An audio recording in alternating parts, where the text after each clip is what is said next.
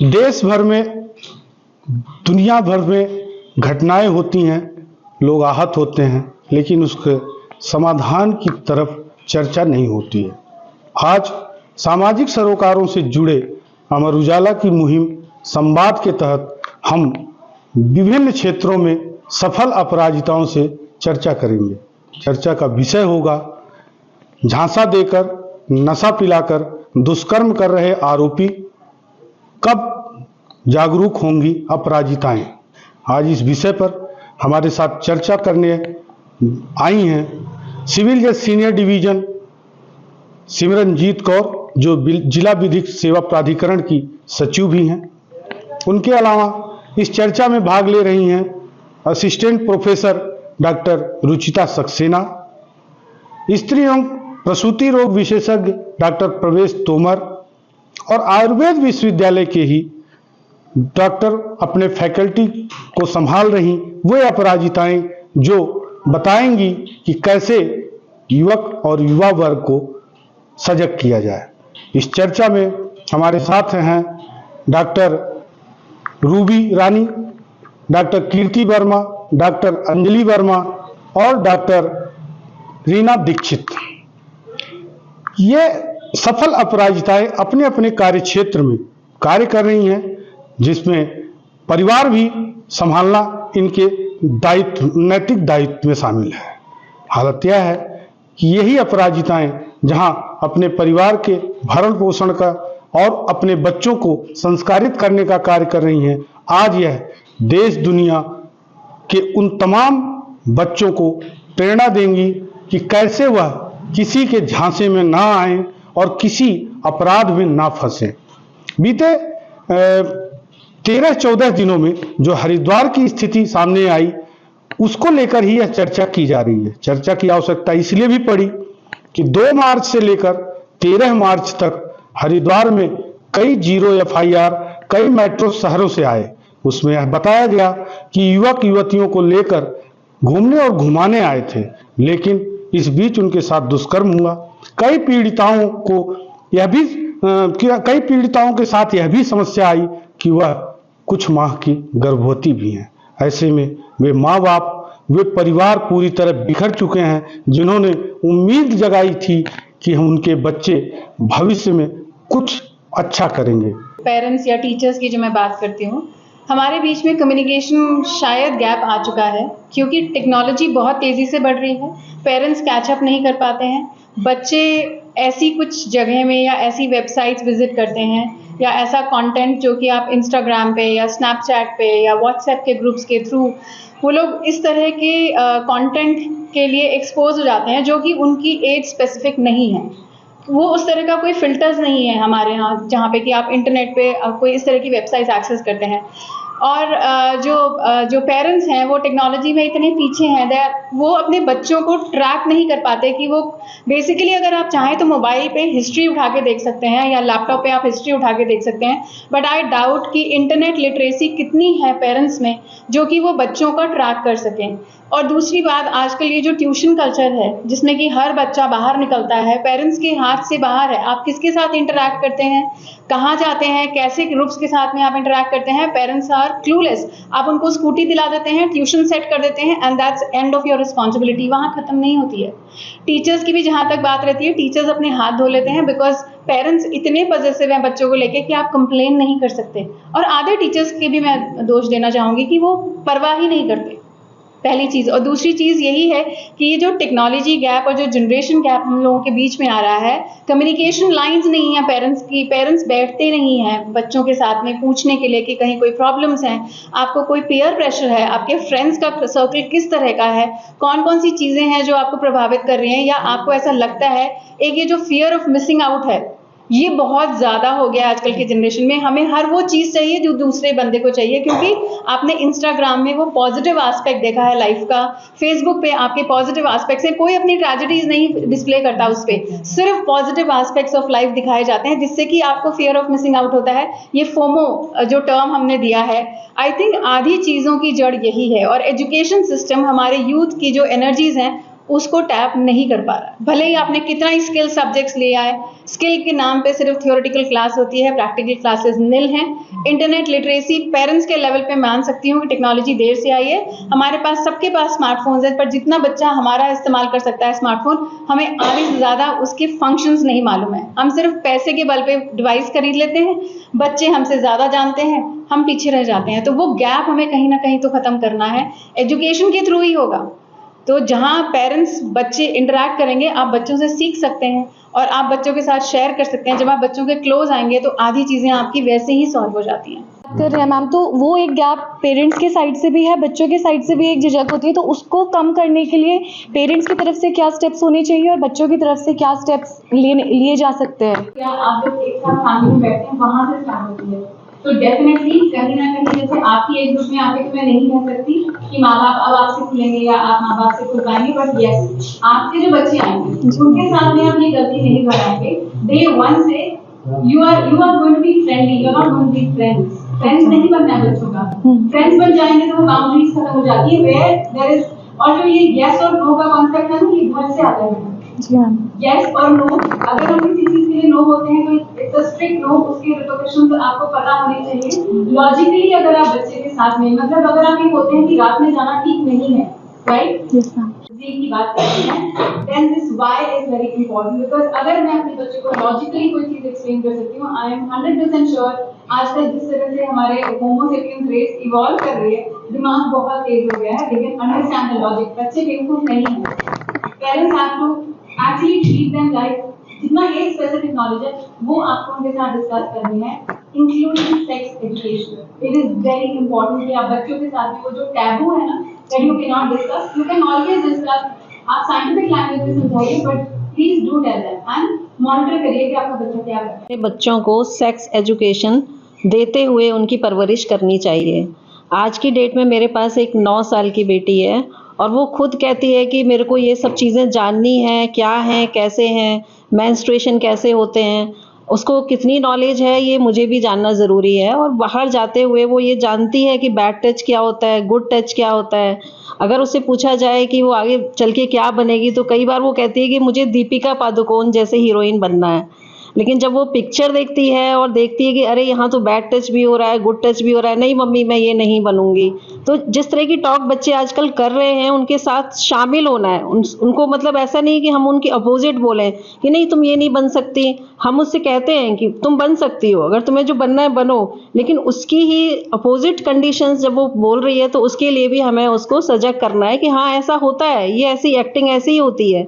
और कहने की बात ये भी है कि जैसे बेटे हैं हमारे, तो बेटों को भी ये बताना है कि सेक्सुअल एजुकेशन खाली उसका एक पार्ट तो ये है कि समाज में हर बंदा उसको एक एंजॉय करने के पार्ट से देखता है, लेकिन दूसरा पार्ट उसका ये भी है कि हमारी हेल्थ पे उसका क्या असर होता है।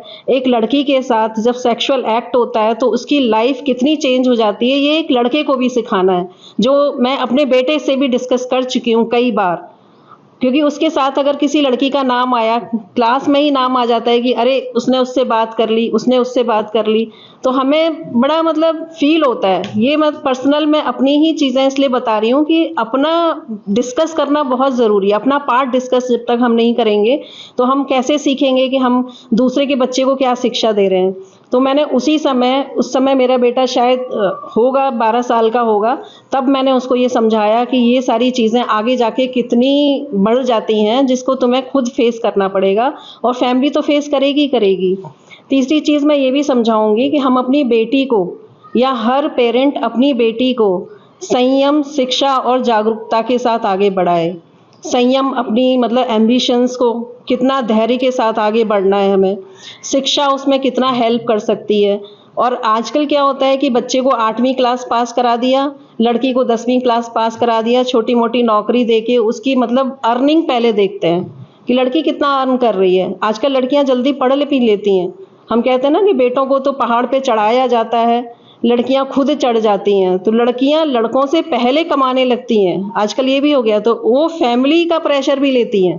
अगर वो फैमिली का प्रेशर ले सकती हैं तो अपनी शिक्षा के आधार पर वो आगे जाके देखें कि उनको और कितनी रिस्पॉन्सिबिलिटी झेलनी है। तो लड़कियां अगर किसी लड़के के साथ जा रही हैं तो वो ये ना देखें कि खाली हम थोड़ी देर का एंजॉय करेंगे और फिर अलग अलग हो जाएंगे। उसके बाद उसके ऊपर क्या गुजरती है, इसकी शिक्षा भी एक लड़की को एक माँ ही दे सकती है, फादर भी दे सकता है, लेकिन माँ को भी बताना पड़ेगा कि अगर आप किसी के साथ हैं तो वहाँ पर खाली इतना एंजॉय करना नहीं है, उसके बाद आपके ऊपर क्या गुजरनी है ये आपको पता होना चाहिए। सेक्स एजुकेशन के अंदर ही आता है ये। तो मेरे ख्याल से 9 साल के बाद हर लड़की को पता होना चाहिए कि उसकी शरीर की बनावट क्या है और उसके ऊपर आगे क्या असर आने वाला है, हार्मोनल साइकिल क्या होती है, मेंस्ट्रुअल साइकिल क्या होती है, उसके क्या मतलब आगे जितने भी हार्मोन साइकिल के इफ़ेक्ट्स जो आते हैं वो एक लड़की को पता होना चाहिए। किसी भी स्कूल की बात हो, कॉलेज की बात हो, हर टीचर को ये डिस्कस करना चाहिए, हर पेरेंट को डिस्कस करना चाहिए। मैं अपनी बेटी से हर चीज़ डिस्कस करती हूँ और वो खुलेआम बताती भी है कि ये चेंजेस हैं, ये है। यहाँ तक कि मेरे पास कुछ महिलाएं ये भी आती हैं कि मेरी बेटी को विजाइनल डिस्चार्जेस हैं, अनमैरिड लड़की को विजाइनल डिस्चार्जेस हैं। वो केवल हाइजीन का एक पार्ट होता है, यानी कि बच्चे को नहाना भी नहीं सिखाती हैं मदर्स। आजकल मैं ये भी अपनी क्लिनिक में देखती हूँ तो वो हम सिखाते हैं कि वो कैसे क्लीनिंग करनी है। तो इतनी छोटी छोटी बातें जब तक डिस्कस नहीं होंगी तो इतना बड़ा टॉपिक हम लोग आज जो लेके बैठे हैं वो कैसे डिस्कस हो सकता है। सिस्टर है, कज़न सिस्टर है, वो ये थिंक करती है कि मैं बहुत कूल हूँ एज इन मेरे घर में, पर वो अपने पेरेंट्स को अपने उनसे इतना जुड़ी हुई नहीं है। तो जैसे मैं उसको फ्रेंडली बिहेवियर में रखा है हमेशा, तो अब जैसे मैं उसे कुछ बताती हूँ तो वो ये सोचती है कि शी इज़ अ फ्रेंड, मतलब वो मेरी बातों को उतना सीरियसली नहीं लेती है। तो मैं उसको कैसे समझा सकती हूँ इन सब चीज़ों में। जैसे वो 12-13 की है, उसकी ये एज है कि वो बॉयज़ से बात करने का उसको वो इच्छुक होती है, तो उसको समझाना है कि ये इसके नेगेटिव ट्रेट्स ये हैं, इसके पॉजिटिव ट्रेट्स ये हैं, तो मैं उसे कैसे समझा सकती हूँ। करती थी, वो कहती थी किडनी कहाँ होती है, तो वो हिप्स पे हाथ रखती थी, किडनी ये है मेरी। तो मैं उसको कई बार समझाती थी, वो कहती नहीं नहीं नहीं, मेडिकल साइंस मेरे सामने मत पढ़ाओ।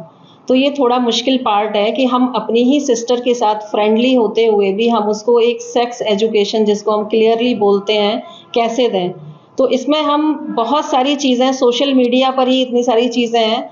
मेरा जो पार्ट है, जो मैं समझाना चाहूँगी किसी को भी, मूवीज़, नॉवेल्स हमेशा और सीरियल टीवी में वो देखो जिसकी वजह से तुम्हें लगता है कि मुझे यहाँ कुछ सीखने को मिल रहा है। तो उसके सामने वही बुक्स रखो, वही मूवीज़ के नाम लो और उनको इतने इंटरेस्टिंग वे में बताओ कि तुम्हें लगे कि हाँ ये कुछ सीख रही है। तो उसका पार्ट ही लो, वो किस चीज़ में इंटरेस्टेड है। तो मेरी सिस्टर नॉवेल्स बहुत अच्छे से पढ़ती है, वो दुनिया के सारे नॉवेल्स पढ़ चुकी होगी, हर लैंग्वेज का नॉवेल पढ़ती है। तो वो उसी से अपनी एजुकेशन आगे बढ़ाती है। वो समझती भी है चीज़ों को कि हाँ ये गलत है और ये सही है, कहाँ नहीं बोलना है और कहाँ हाँ बोलना है, ये हर लड़की को पता होना चाहिए। मेरा नाम एसआई निशा है और मैं कोतवाली नगर में हूँ तैनात। फिलहाल पुलिसिंग के लिए तो ये है कि लड़कियों के लिए तो सबसे ज़्यादा दिक्कत वाली बात ये है कि इतनी सारी लड़कियों से रिलेटेड क्राइम होते हैं हर चीज़ में। कोई भी बात हो, लड़की बाहर जा रही है रोड पर, उसको किसी ने कमेंट कर दिया, किसी ने छेड़ दिया, कुछ बात हो गई, तो लड़कियों के लिए कई बात ऐसा होता है कि लड़कियां आगे बताती ही नहीं हैं। कोई भी उनके साथ छोटी मोटी बातें होती हैं, ना वो घर में बताती हैं, ना वो किसी को बाहर जाके बताती हैं, सिर्फ इस वजह से कि हमें घर वाले हमें उल्टा गलत समझेंगे। ऐसा बहुत बार होता है कि किसी लड़की की किसी लड़के से माना दोस्ती है, तो वो उस बात को, अगर उस लड़के ने उसके साथ कुछ गलत किया है तो वो अपने घर में सिर्फ इस वजह से नहीं बताती हैं कि उल्टा घर वाले मुझे ही डांटेंगे कि हाँ तूने उससे बात की ही क्यों, जबकि ऐसा नहीं होना चाहिए। मेरे हिसाब से इसमें घर वालों का बहुत रोल होता है कि अगर उनकी लड़की की किसी लड़के से दोस्ती है तो उस चीज़ को अपनी बच्चे को ये समझाएं कि दोस्ती का दायरा कितना होता है, रिलेशनशिप का दायरा कितना होता है और उससे आगे का दायरा कितना होता है। ये ज़्यादा ज़रूरी है बच्चों को समझाना, क्योंकि बच्चे को कुछ पता नहीं होता है, फिर जब कुछ उनके साथ गलत हो जाता है उसके बाद उनको उस चीज़ की जानकारी मिलती है। फिर उसके बाद घर वाले उनसे ना तो वो उनसे दोस्ती करते बच्चों से, ना ही उन्हें कुछ समझाते हैं, फिर उल्टा उन पर दबाव डालते हैं बच्चों पे, जिससे वो और डर जाते हैं। ऐसा बहुत बार होता है कि हाँ बच्चे इतना डर जाते हैं कि वो कुछ बोल ही नहीं पाते अपने घर वालों के सामने। हमारे पास जो लड़कियां आती हैं वो अपने घर वालों के सामने कुछ नहीं बोल पाती इस डर से कि घर पे जाके फिर ये हमें मारेंगे पीटेंगे, कि घर जाएंगे तो मम्मी पापा और डांटेंगे और मारेंगे पीटेंगे। पर ऐसा होता है कि आजकल तो कानून इतना बढ़ गया है लड़कियों के लिए कि हर चीज़ में लड़कियों के लिए ही बेनिफिट है। इससे बहुत ज़्यादा मिसयूज़ भी हो रहा है मैम इस कानून का। कल ही एक केस लेके मैं गई थी, जो आप बता रहे थे, अम्बाला से 0 FIR आई थी। उसमें जो महिला थी वो 2 बार शादीशुदा और 2 बच्चों की माँ ऑलरेडी। लड़का है वो 19 साल का है। मैं कल कोर्ट में उसको लेके गई तो जज साहब भी मुझसे बोल रहे हैं कि तुम इसको क्यों लेके आए, कि वो तो उसका लड़के का शोषण है। तो ऐसा भी बहुत होता है कि लड़कियां जो है मिसयूज भी बहुत कर रही हैं कानून का, क्योंकि उनको पता है जहाँ पे उनकी बात नहीं बनी उन्होंने सीधे जाके पुलिस के पास कंप्लेंट कर देनी है, फिर कोई उनसे पूछता नहीं उसके आगे कि भाई ऐसा क्यों हुआ। तो अपने दायरे को समझना चाहिए, लड़कियों के लिए बहुत ज़रूरी है, क्योंकि आपके कुछ भी गलत एक्शन से किसी की लाइफ खराब हो रही है पूरी तरह से। और ऐसा नहीं है कि लड़कियों के साथ गलत भी बहुत होता है मोस्टली, जैसे शादी के बाद भी देख लो, शादी के बाद भी ससुराल में भी बहुत लड़कियों के साथ होता है कि उसके पति के द्वारा, ससुराल वालों के द्वारा उनको बहुत ज़्यादा टॉर्चर किया जाता है, बहुत प्रताड़ित किया जाता है हर तरह से लेके। तो पुलिस के पास आप कभी भी आ सकते हो, 24 आवर पुलिस आपके लिए सेवा में उपस्थित है। आप कभी भी आए, कंप्लेंट दें, और महिलाओं की बहुत जल्दी सुनी जाती है। आप कहीं भी चले जाएं किसी भी डिपार्टमेंट में तो महिलाओं के लिए सबसे आगे रखा जाता है, इसलिए आप कभी भी थाने में आइए और अपनी शिकायत दीजिए। अब तो आप 112 पे कॉल भी कर सकते हैं।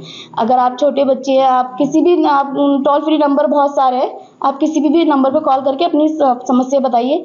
आप अपना नाम नहीं बताना चाहते हैं तब भी आपकी गोपनीयता रखी जाती है, तो आप बेझिझक होकर पुलिस के पास आइए और अपनी समस्या बताइए। लेवल तक पहुंचने का मतलब ही यही है कि ये सब अपराजिता है, यहाँ तक वरना पहुंच ही नहीं सकते। लेकिन मेरी सोच ये है कि प्रॉब्लम यहाँ पर जो समाज में है ना, हम लोग अपने लड़की और लड़कों को अलग अलग समझते हैं। हम दोनों को समान शिक्षा दें, ऐसा नहीं है कि खाली लड़के की ही सब सुने, लड़की की भी सुने और लड़के की भी सुने, और लड़की और लड़कों दोनों को इक्वल हम लोग जो भी कुछ बताते हैं। हम लोग का जो, मान लीजिए हमारी जनरेशन हो सकता है ना हो या कम हो, लेकिन जो हमारी दादी नानी वाली जनरेशन, ये काम लड़कियों का, ये काम लड़कों का है, ये सारी चीजें नहीं होनी चाहिए। काम इक्वल है, काम किसी का नहीं होता, काम सबका होता है। काम सबको अपना अपना करना है, बर्तन भी सबको मांजने आने चाहिए, और यस और नो भी सबको कहना आना चाहिए। हमें ये नहीं सिखाना चाहिए अपनी लड़कियों को कि बेटा ये बात कर दी यस, लड़के कभी भी नो कह सकते हैं, ये नहीं होना चाहिए। उनमें इतनी विवेक और बुद्धि विकसित करनी चाहिए कि किस बात को हमें यस कहना है और किस बात को हमें नो कहना है, और ये चीज सारे लोगों में होनी चाहिए, खाली गर्ल्स में नहीं, गर्ल्स में भी बॉयज में। क्योंकि आज हम अगर लड़कियों के साथ हो जाते हैं, जैसा कि मैडम आप बता रहे थे, ऐसा नहीं है, फिर लड़के शोषित होने लगेंगे, और कहीं कहीं होता है उनका शोषण, होता है उनका, लड़की इस बात का फायदा उठाती हैं। तो दोनों ही चीजें जरूरी हैं। और लड़कियों के लिए सबसे जो ज्यादा मुझे लगता है, जो मूल मंत्र मैं समझती हूँ अब तक की लाइफ में, कि उनको चांद की तरह नहीं बनना चाहिए जो उनकी ब्यूटी को निहारता रहे, सूरज की तरह बनना चाहिए जो आंख गलत नजर से हमें देखे ना, वो भाई भस्म होने की ताकत रखेगा। हमें बिल्कुल बनना ही नहीं है, हमें क्यों बनना, हम कोई आर्टिकल थोड़ी है किसी के लिए भी। तो सबसे पहले हमें समाज से ये सोच निकालनी है कि भाई लड़की, स्त्री कोई आर्टिकल नहीं है, और ये सोच बिल्कुल मतलब स्कूली भाव से ही बात होनी चाहिए। जब स्कूल में हम बच्चों को बड़ा कर रहे हैं, स्कूल में नर्सरी केजी के हम बच्चों को पढ़ा रहे हैं, तब से ये चीज जो है उनके अंदर डेवलप करनी चाहिए। तब से अगर हम ऐसा करेंगे तो आने वाली जनरेशन धीरे धीरे काफी सुधार होगा। इसके अलावा जो घर में, मैं बहुत सहमत हूँ सभी की बातों से, कि घर में बच्चों के लिए बिल्कुल ओपन माहौल ही नहीं है। क्यों नहीं बच्चा अपनी मेंस्ट्रुअल साइकिल पे बात कर सकता है, क्यों नहीं बच्चा सेक्स के विषय में बात कर सकता है। ठीक है, हो सकता है लड़का अपनी माँ के साथ नहीं बोल सकता, पिता से जाके पूछ सकता है, लड़की अपनी माँ से पूछ सकती है, कि उसमें इतना बीच में क्यों गैप है। ठीक है, टेक्नोलॉजिकल गैप मैं समझती हूँ, लेकिन कम्युनिकेशन गैप क्यों है। अगर किसी बच्चे को कुछ प्रॉब्लम है, किसी ने गलत आंख से भी देखा, तो वो इतने हुनर रखे कि अपनी माँ को आके बता सके, माँ उसने करा तो मुझसे कुछ नहीं, उसने बस मुझे देखा पर मुझे अच्छा नहीं लगा। तो इतनी बात में भी हम अपनी बच्चे को सजग कर सकते हैं कि बेटा अगर ऐसा है, दूसरी बार ऐसा हो तो हमें बताना। और नो कहने की ये नहीं कि अरे कोई बात नहीं, देखी तो लिया, अरे कोई बात नहीं, टची तो हो गया जरा सा, तो किसी को नहीं बता रहे हैं। अगर आप किसी को नहीं बताएंगे तो हिम्मत लगातार बढ़ती रहेगी। आप क्लास में बैठे हो, कहीं भी बैठे हो, किसी पिक्चर हॉल में बैठे हो, हर तरह की सभी लोग सभी जगह चीजों से गुजरे हुए हैं, सुना हुआ है। कोई छूने की कोशिश कर रहा है आपको, कोई टच करने की कोशिश कर रहा है, उसी समय खड़े हो जाओ, हिम्मत ही नहीं होनी। लेकिन अगर आपने उसको सहन कर लिया, उसको एक्सेप्ट कर लिया, तो वो एक स्टेप और आगे बढ़ेगा। संस्कृति विभाग में फैकल्टी हूँ। मेरा मानना ऐसा है कि जो समाज में ये जो प्रॉब्लम्स बड़ी हैं आज, और हम जो देखते हैं वाकई इसका मूल कारण है ना नैतिकता की कमी सभी लोगों में, ना कि फीमेल या मेल। परिवारों का टूटना, पहले पूरा समाज जो था ना एक दूसरे का पहरेदार होता था। पड़ोस के घर में बच्ची कहाँ जा रही है उसको पता है, छतें मिली होती थी। आज हमको सीसीटीवी कैमरे लगाने पड़ते हैं, घर में बच्चे अकेले हैं उनको छोड़ते हैं, हमें नहीं पता पड़ोस वाला व्यक्ति क्या करेगा। ये जो एक डर है हमारे अंदर, हम बच्चों को बाहर खेलने नहीं भेज सकते हैं, एक सुरक्षित माहौल नहीं दे पा रहे हैं, ये मूल कारण है। नैतिकता की जो कमी है ना, जो हम human to human respect, mutual respect should be there, जो कि की फैक्टर है। हमको अगर सच में समाज से ये चीज़ें मिटानी है ना, तो इसको हमको बच्चों से, बड़ों को, बुजुर्गों को, सभी को एजुकेट करना पड़ेगा। क्योंकि फीमेल कोई सिर्फ ऐसा नहीं कि चाइल्ड अब्यूज़ होता है, 40 ईयर्स, 50 ईयर्स, 60 ईयर्स, कोई भी हो सकता है। तो ये तो इवन डेड बॉडी भी। तो आप क्या मानते हैं इसका कारण क्या है? हम कहाँ किस किस को एजुकेट करें? हमें लगता है सभी को एजुकेट होने की ज़रूरत है। और एक पैटर्न मैंने देखा है, जैसे बच्चों के साथ मैंने देखा है कि जनरली बच्चे जो है ना अपनी चीज़ें एक्सप्रेस करते हैं अपने खेलों के पैटर्न से। अगर आपसे वो बात नहीं कर पा रहे हैं, उनको अगर आप उनके पास हैं तो वो अपनी ड्राइंग से शो करते हैं उन चीज़ों को वो खेलों के पैटर्न से शो करते हैं। उनके फ्रेंड सर्कल से आप जान सकते हैं, उनकी चॉइसेस जान सकते हैं कि वो राइट है या रॉन्ग है। तो ये कुछ जो कीन ऑब्जर्वेशंस है ना, ये पेरेंट्स को रखने पड़ते हैं। हम लोग सभी वर्किंग हैं, टाइम कम होता है of course, but we can give them the quality time, जो कि डाइनिंग टेबल हो सकता है, और जब वो स्लीप में जाने से पहले वाला जो टाइम होता है वो बहुत इंपॉर्टेंट टाइम होता है, जो हार्ट टू हार्ट बात होती है, कम्युनिकेट होता है। तो आई थिंक हमको एक बीच का पाथवे बनाना पड़ेगा, जहाँ पे हमको गर्ल्स एजुकेशन, जैसे सारे हमारे रिस्पेक्टेड सीनियर सभी लोगों ने बात करी, तो वो भी साथ साथ बहुत ज़रूरी है कि जैसे हम पढ़ लिख के हम जो आगे बढ़ रहे हैं ना, पर हमको अपने घर को उतना ही स्ट्रांगली देखना पड़ेगा, और फीमेल्स को ये बताना पड़ेगा कि तुम्हारी रियल ब्यूटी ना तुम्हारी फिजिकल अपीयरेंस में नहीं है, दीज आर योर नेचुरल, जो तुम्हारे गुण है, नैसर्गिक गुण है ना, वो है, तुम शक्ति स्वरूपा हो, तुम सिर्फ सुंदर नहीं हो। That's all, thank you. कुछ बता दिया और बहुत कुछ बताना भी है, बातें तो बहुत है इसमें। हमारी बच्चियाँ आजकल कहीं सेफ नहीं है, घर में भी सेफ नहीं है। बच्चियाँ बाहर की बात तो घर में आके बता भी देती हैं, लेकिन अगर वो किसी घर वाले से परेशान है, चाचा, मामा, ताऊ, भाई, कज़न, कोई भी हो सकता है, अगर उससे परेशान है तो बता भी नहीं पाती हैं, कह भी नहीं पाती हैं, मुंह खोलती ही नहीं है कि इसने मेरे साथ ऐसा कर दिया या उसकी ये मेरे साथ गलत भावना है या गलत टच है। तो सबसे पहले तो हमें बच्चों को अवेयर करना चाहिए कि आपके साथ कोई भी गलत बिहेव है तो आप बताएं, मुझे बताएं। सबसे पहले कि माँ को ही फ्रेंडली होना पड़ेगा, बच्चे माँ के अलावा किसी से नहीं बता पाते हैं। और बाकी तो क्या बताएं बच्चे सभी सीख जाते हैं आजकल, हर बच्चे के हाथ में मोबाइल होता है। रहा कमी कोरोना ने पूरी कर दी, स्मार्ट क्लासेस से सब बच्चों के हाथ में मोबाइल आ गया, सबको चलाना आ गया है। क्या क्या देखते हैं, जैसा कि आपने बताया कि पेरेंट्स ट्रैक ही नहीं करते हैं, कुछ कर नहीं पाते हैं, कुछ करते नहीं हैं, कुछ बिजी हैं, और इसी सेल फोन के कारण ही बच्चों में बहुत सारी डिजीज़ आ रही हैं, ऑटिज्म है, डिप्रेशन है। कितने बच्चे बोलना ही नहीं शुरू करते हैं, जब वो स्कूल जाते हैं तब बोलना शुरू करते हैं, हम लोग तो रोज़ देखते हैं पीढ़ीज में। तो एक गवर्नमेंट को भी स्टेप लेना चाहिए कि कुछ साइट्स बंद कर देनी चाहिए, या फिर इतना हाई पे होना चाहिए कि बच्चे उसको पे ना कर पाएँ। कुछ तो करना चाहिए, इसके लिए गवर्नमेंट को स्टेप लेना चाहिए। कई देश लेते भी हैं, लेकिन हमारे यहाँ सब कुछ खुला हुआ है, सब कुछ फ्री है। और मैं यहाँ ऋषिकुल कॉलेज में बाल रोग पीडियाट्रिक डिपार्टमेंट में प्रोफेसर हूँ।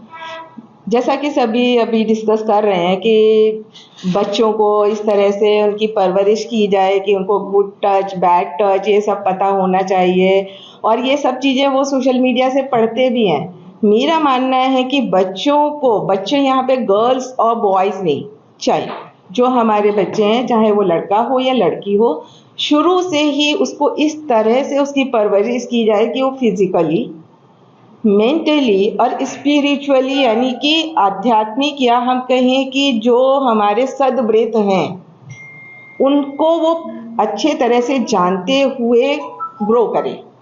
ठीक है, हम फिजिकली बता देते हैं कि ये बैड टच है, गुड टच है, और हम उनकी जितनी भी डिमांड है वो पूरी करते रहते हैं, यानी कि मेटेरियलिस्टिक बना देते हैं। उनकी जो ज़रूरत है पूरी कर दी, अब लेकिन हम क्वालिटी ऑफ टाइम उनको नहीं देते। ठीक है, वर्किंग वुमेन है, वर्किंग फादर हैं, वर्किंग मदर हैं, लेकिन जब आप अपना वर्क करके आए और घर आए तो घर में आके आपका जो टाइम होना चाहिए वो सिर्फ बच्चों का होना चाहिए। वहाँ भी हम ऑफिस वर्क लेके बैठ जाती, जैसे कि मैंने अभी अपने प्रैक्टिस में देखती हूँ। मैं पूछती हूँ आप अपने बच्चों को कितना टाइम देते हो? जी बस खाना खिलाते हुए मोबाइल चालू कर देते हैं और वो जो कहते हैं उस तरह का खाना बना के दे देते हैं और उनकी डिमांड पूरी कर देते हैं। हम तो बहुत प्यार से पालते हैं, तो ऐसा नहीं होना चाहिए। हर एक डिमांड को पूरी करना नहीं करना है। अगर उनको डिमांड पूरी करते गए तो वो आगे भी समझेंगे कि हमारी डिमांड पूरी होती जाएगी, और वो मेंटली जो स्टेबिलिटी आनी चाहिए, मैच्योरिटी आनी चाहिए, वो समय के साथ नहीं आएगी। पेरेंट्स को तो मैं कई बार लिटरली डांट भी देती हूँ कि ना, मदर अकेली नहीं, फादर भी घर पे आके अपने मोबाइल को साइलेंट पे ही रखेंगे, कॉल नहीं करेंगे। तो यहाँ पर ये पेरेंटिंग की बात हुई कि मेटेरियलिस्टिक नहीं बनाना है, और जो क्वालिटी ऑफ टाइम है, आप अर्निंग किसके लिए कर रहे हैं? अपनी फैमिली के हैप्पीनेस के लिए कर रहे हैं। तो जब आप उनको टाइम ही नहीं दे रहे तो आपका कमाना बेकार हो गया। ठीक है, ये हो गया एक फैमिली के बारे में। देन बच्चों को जो हमें इतना फ्रेंडली रहना है, आप 10 इयर्स तक उनको एक कंट्रोल में रखिए। उसके बाद की जो एज है, अगर आप वहाँ पर आप फ्रेंडली नहीं रखेंगे तो वो बातों को छुपाना शुरू कर देते हैं। मेरे भी 3 बच्चे हैं। मेरे बेटी रेडियो MD कर रही हैं, वो अभी दीपावली पे आई, होली पे आई थी, तो कह रही थी कि मम्मी अगर कुछ नया सीखना होता है तो जो सीनियर होते हैं, समझ लीजिए, तो वो कहते हैं हमारे साथ घूमने चलो। घूमने का मतलब हम समझ सकते हैं, बेटी ने इतना बताया। ठीक है, तो ये तो समाज है। तो वहाँ पर अपनी बेटी को मैंने कहा ऐसा कंप्रोमाइज कभी भी जिंदगी में नहीं करना है। आप सीखो, अपने पे विश्वास रखो। आप ये मत मानो कि उसको ज़्यादा आता है, मैं नहीं सीख सकती। कोई भी ऐसा पर्सन नहीं है जो बाय बर्थ अगर हैंडीकैप्ड है या मेंटली रिटार्डेड है, उसको हम एक्सक्लूड कर देंगे। लेकिन ऐसा कोई भी पर्सन नहीं है जो अगर ठान ले कि मैं ये करना चाहूँ और नहीं कर पाऊँ। तो मैंने कहा इन चीज़ों से कभी कंप्रोमाइज़ नहीं करनी है। इसी तरह से बेटों को भी मैं समझाती हूँ। और जब तक आपकी बच्चों के साथ बॉन्डिंग नहीं होगी, वो कहीं ना कहीं अगर बाहर उनको ज़रा भी इमोशनल बॉन्डिंग मिली, वो वहाँ पर चले जाते हैं और फिर वहीं से वो गड़बड़ मतलब होना शुरू हो जाता है। दूसरा में ये स्कूल में जो कोरोना के बाद में शुरू हो गया है सिस्टम, तो वहाँ पर गवर्नमेंट को ज़रूर एक्शन लेना चाहिए कि 10th से पहले तक की जो ऑनलाइन क्लासेस हैं वो बंद होनी चाहिए। मेरा एक ये सजेशन है। जैसा कि मैडम ने कहा कि सोशल मीडिया पे भी कुछ ना कुछ हद तक कंट्रोल होना चाहिए, क्योंकि जो OTT प्लेटफॉर्म जितनी गंदगी देता है और वही बच्चे देखते हैं, और उससे समाज फिर कभी भी सुधर नहीं सकता, वो गर्त में ही जाएगा। तो मैं इसी के साथ में अपनी वाणी को विराम देती हूँ। जो बता रहे हैं, मैं उसके साथ एक चीज़ और ऐड ऑन कर देती हूँ। मैं अभी I was going through the files, मतलब अपने ऑफिस में, तो सर अभी इसी बीच 2 मिसिंग चाइल्ड की जो रिपोर्ट्स हैं वो भी हमारे पास, क्योंकि स्टेट जो हमारा लीगल एड जो चाइल्ड सेल है उसका जो ऑफिस है वो भी ADR भवन ही है पूरे गढ़वाल मंडल के लिए। तो वहाँ पर भी अभी 2 हमारे पास रिपोर्ट्स आई हैं, जिसमें एक तो बच्चा है, एक लड़का है, और एक नाबालिग लड़की है 16 साल की, जिसकी गुमशुदगी है। और उसमें क्या होता है कि अगर उसकी गुमशुदगी के 1 सप्ताह भीतर बच्चा नहीं मिलता है, नहीं बरामद होता है, तो उसकी वो रिपोर्ट इस सेल को भेजते हैं। तो ये पुलिस के माध्यम से हमारे पास आती है, और फिर ये पूरा स्टेट लेवल जितनी भी अथॉरिटीज़ हैं, जो कि स्पेशल यूनिट्स भी हैं जो मिसिंग चाइल्ड को ढूंढने में काम करती हैं या प्रयुक्त होती हैं, उन तक ये सूचना जाती है। और हमारे पास जितने आउटरीच वर्कर्स होते हैं, हम ये इन्फॉर्मेशन उनके साथ साझा करते हैं। तो देखिए कि एक लड़की भी है 16 वर्ष की, और ये जो केस है ये यकीनन वही केस है जहाँ पर बच्चियों को बरगलाकर, फुसलाकर, झांसा देकर भी मैं कह सकती हूँ कि ले जाया जाता है, और 1 महीने से ऊपर हो चुका है, बच्चे भी बरामद नहीं हुए हैं। So this is the condition. ये सिर्फ एक केस मैं बता रही हूँ जो अभी रिपोर्ट हुआ है, अभी मेरे पास आए, ये सिर्फ आज की इंफॉर्मेशन है। तो it is like completely banned by NEA CBSE का डायरेक्शन में आया। स्क्रीन टाइम इतना इंक्रीज हो गया Increase हो बच्चों गया। का, स्कूल में भी। देखिए हम एकदम से क्विक रिएक्शन देते हैं कि ये देखिए ये आगे की जड़ क्या है, इसकी हिस्ट्री क्या है और ये आगे क्या होने वाला है, ये हमें नहीं पता जब तक कि वो मामला हमारे सामने ना हो या हमारे साथ ना हुआ हो। बात आती है कि हम एक पेट्रियार्चल सोसाइटी में हैं, nobody will deny that fact, सबको पता है। तो बहुत लंबा अरसा है, बहुत अभी हम लोग देखते हैं अभी 8 मार्च राइट, तो हमने बहुत अच्छे से धूमधाम से वुमेन डे सेलिब्रेट किया, सभी जगह चल रही थी और हमें देवी का दर्जा देकर बहुत कुछ कहा जा रहा था, बहुत ज़्यादा कुछ लिखा हुआ है वो बताया जा रहा था, गौरी शंकर सिया राम, एंड यहाँ से डेकोर्स लग रहे थे। But coming over to this, ये जो अभी आज का कल का है, ये सारी चीज़ें तो फिर भी हैं, क्यों हैं वो नहीं समझ पा रहे हैं। इसलिए नहीं समझ पा रहे हैं कि कहीं ना कहीं जो ये अपराजिता शब्द है वो क्यों है, वो इसलिए है कि देखिए इवन द अदर जो हमारा काउंटर जेंडर है वो ये जानता है कि हम अपराजिताएं हैं, वो अपने आप को इन्फीरियर महसूस करता है, और जहाँ भी हमें इन्फीरियरिटी कॉम्प्लेक्स होता है तो कहीं ना कहीं वो द्वेष आता है, वो ईगो पर आता है और उसे टर्न डाउन या उसे पुश डाउन करने की कोशिश की जाती है कि अच्छा मैम ने बहुत खूबसूरत चीज़ कही, मेरे लिए तो ये अब अगले के सारे प्रोग्राम्स में बताने वाली बात है कि yes we should be the object of beauty. सिर्फ एक हमारा जो ऑब्जेक्टिफिकेशन ब्यूटी के साथ हो चुका है कि चांद और चांदनी नहीं बनना है, हमें सूर्य बनना है कि हमारे तेज से सब जिसे कहते हैं ना कि उजियाला तो हो, रोशनी तो हो, सब लाभान्वित तो हो, लेकिन जहाँ ज़्यादा किसी ने आँख में आँख डालने की कोशिश की तो वो उसी को आँख झपकनी पड़ेगी या उस तेज से दूर होना पड़ेगा। तो ये कोशिश करनी बहुत ज़रूरी है। और ये जो एजुकेशन या हम बात करते हैं विजडम की, ये नॉलेज तब आती है जहाँ हम कुछ हैबिट्स इनकलकेट करते हैं। हम कहते हैं कि हम संवाद नहीं करते घर में। सॉरी टू से आज मुझे अपनी सर्विस में 12 साल हो चुके, 13वां साल चल रहा है, लेकिन मेरा सबसे ज़्यादा संवाद, मतलब मेरा और मेरी सिस्टर का सबसे ज़्यादा संवाद हमारे पिताजी से होता था।